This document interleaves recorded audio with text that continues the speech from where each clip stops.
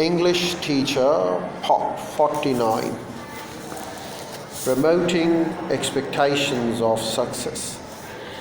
Students who set themselves reasonable goals, make an effort to achieve them, and expect to succeed are more likely to succeed than are the students who fear failures.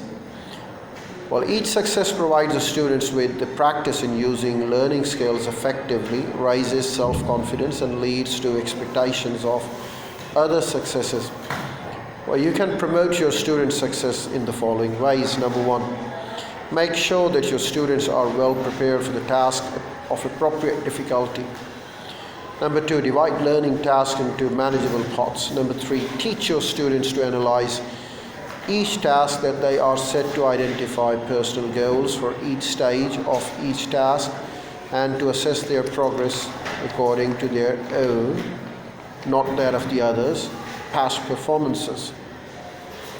Help your student. Number four, help your student to see the connection between the effort and the success and the concentration on the task at hand, concentration on the task at hand, rather than on the fear of failure.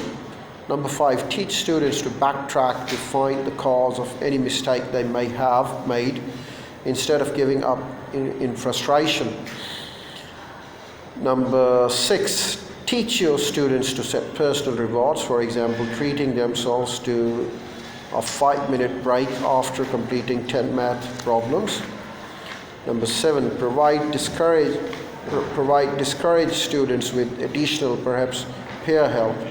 Number eight, help your students to feel less anxious about the test by providing practice in effective study methods and test-taking skills. Well, there is a case study that I would like to share with you.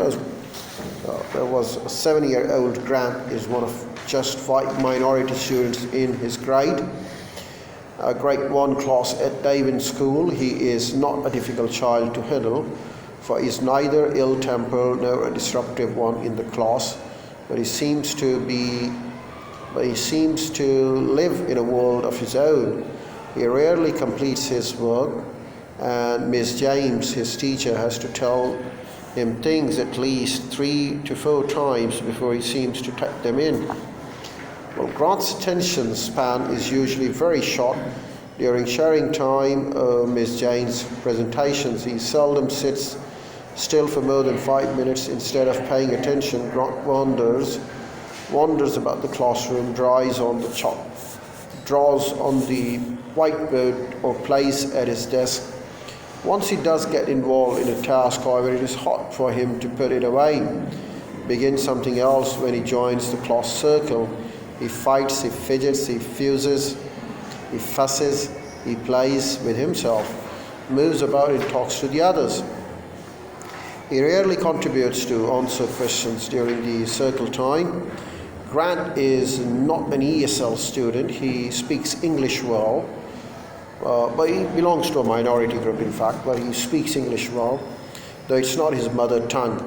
But he appears to be shy. When he first arrived at the Davin School in September, he was put into grade 2 class at his mother's request. After a month of constant failure, he told his mother that he really should have been placed in grade 1. He has recently been transferred to Ms. James' grade 1 class. Ms. James has noticed that whenever she assigns children a task, Grant behaves as though it does not apply to him. So sometimes it happens that when we promote or demote a student, the students, in fact, stop believing as they are not part of it. So let's talk about some of the key words.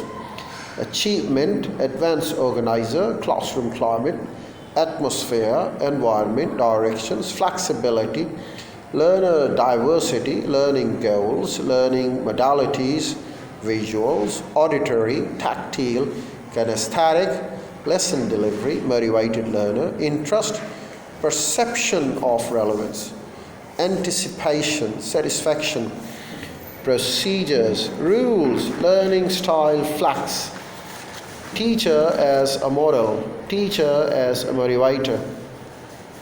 And there are many more words. It's all about the motivation. If the students are motivated, they get everything on their own as early as possible.